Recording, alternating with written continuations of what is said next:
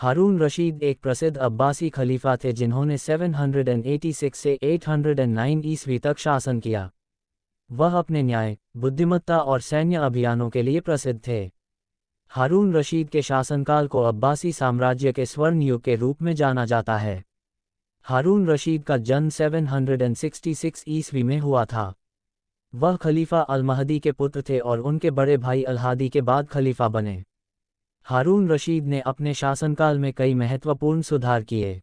उन्होंने शिक्षा और कला को बढ़ावा दिया और बगदाद को एक महत्वपूर्ण सांस्कृतिक केंद्र बनाया।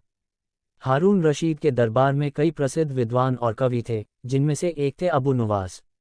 अबू नुवास एक प्रसिद्ध कवि थे जिन्होंने हारून रशीद की प्रशंसा में कई कविताएं लिखीं। हारून रशीद ने अबू नुवास को अपने दरबार में एक महत्वपूर्ण स्थान दिया और उन्हें कई उपहार दिए। हारून रशीद के शासनकाल में बगदाद एक महत्वपूर्ण व्यापारिक केंद्र बन गया। उन्होंने व्यापारियों को प्रोत्साहित करने के लिए कई नीतियां बनाईं और व्यापार को बढ़ावा देने के लिए कई बुनियादी ढांचे बनाए। हारून रशीद के शासनकाल में बगदाद की अर्थव्यवस्था बहुत मजबूत हुई और शहर की आबादी बढ़ गई। हारून रशीद एक न्यायप्रिय शासक थे। उन्होंने न्याय प्रणाली में कई सुधार किए और लोगों को न्याय दिलाने के लिए कई कदम उठाए। उन्होंने एक मजबूत और स्वतंत्र न्यायपालिका की स्थापना की और न्यायाधीशों को स्वतंत्र रूप से काम करने की अनुमति दी। हारून रशीद के शासनकाल में कई सैन्य अभियान भी हुए।